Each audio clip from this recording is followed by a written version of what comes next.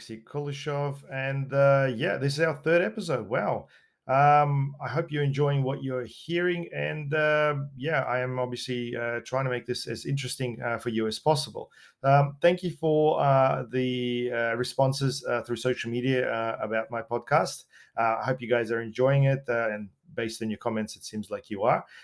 Look, the idea of this podcast is really for me to share my learnings and expertise, and at the same time, invite people that are really worth interviewing and learning from. And look, while there's obviously a lot of different other podcasts, I'm not trying to steal the spotlight from, I guess, some of the leaders in the industry, the Robert Kiyosaki's and the like. In fact, I inspire those people. I would really like to, refer to the books and the courses that can actually help business owners achieve something, in specifically to their business. I am a bit of a fan when it comes to attending webinars and seminars and learning about, I guess, different ways to sell, different ways to market, different business models. And overall, I think the idea of being a business owner is all about,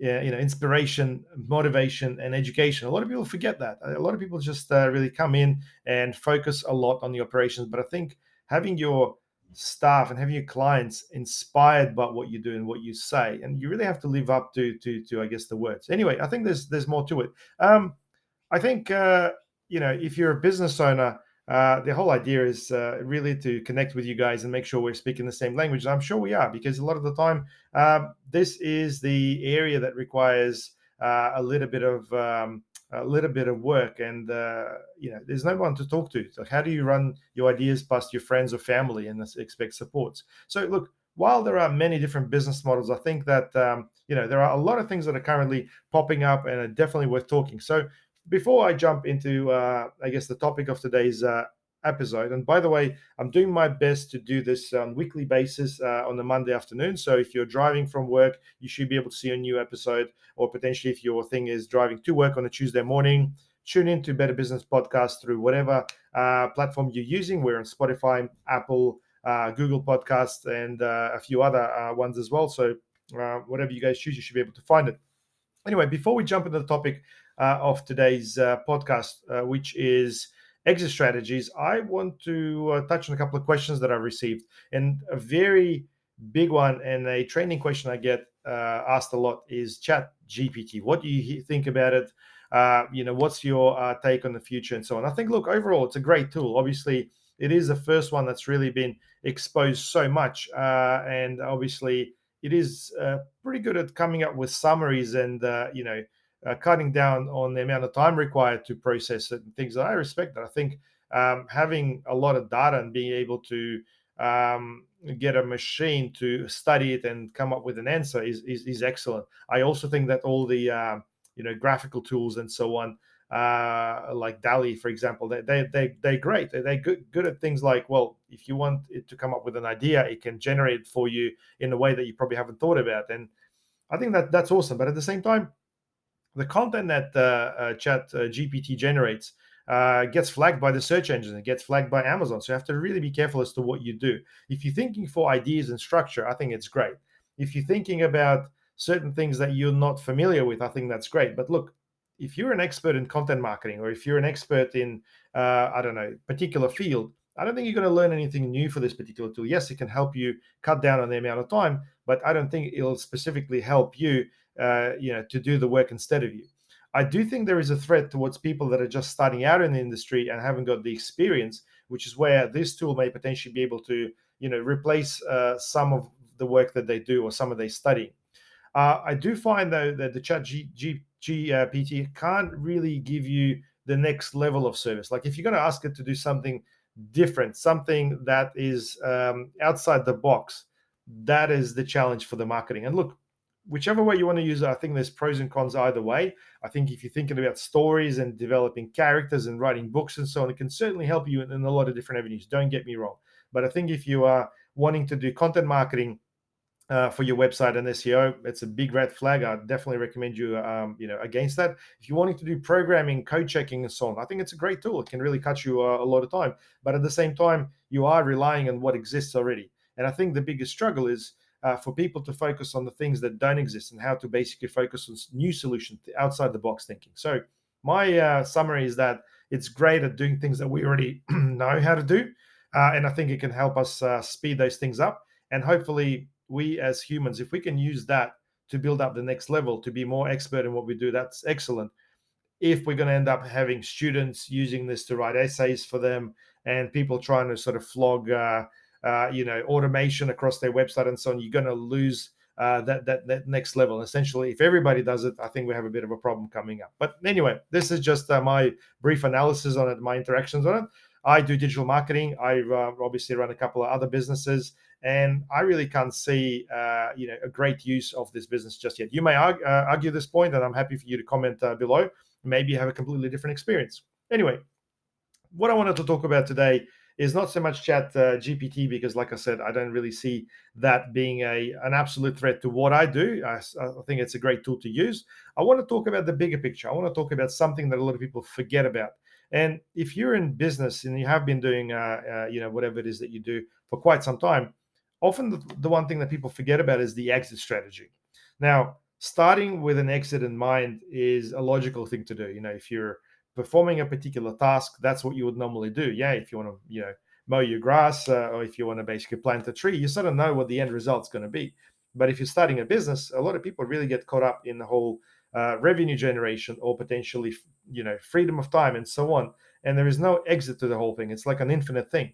So as a result, you really get trapped in this idea of doing something, but really you're stuck in terms of you're not progressing towards something that is clear. And look, there's many things that you can do as a business owner in terms of an exit strategy. You can sell a business, you can run a legacy where you can pass on your business to, I don't know, your kids, or maybe an employee that's really rising to be the superstar behind it. You can turn it into franchise if that's the model that allows. You can potentially step away from the business and focus on other people running it, like general managers and so on. And look, there's pros and cons to all of this.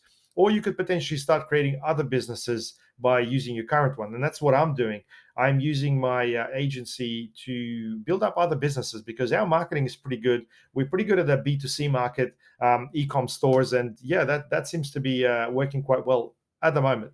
But then if I look at the whole business as to when I've started, I probably would struggle to tell you exactly how to exit this business right this moment. But with the other businesses we've started, I can clearly see the avenues as to how we could go about them. And I think, going towards a goal and understanding as to what you can do with a business, once you want to sort of pull out of it or exit the business, really gives you a lot more clarity and will potentially allow you to have different KPIs. So, for example, a lot of repeat-based models, like dentists, for example, it's all about the repetition. It's all about building up that clientele that continues to come to you for regular services. That makes up the cash flow. At the same time, it's about focusing on the ideal sort of customers, which is where you can really make some substantial amount of money. Whenever you buy a business, you really buy a database, or potentially you buy a system that allows you to conduct your revenue. I mean, ideally, you want to be buying both. So if you are looking and buying an existing business, the database and the relationship with that database is really the key.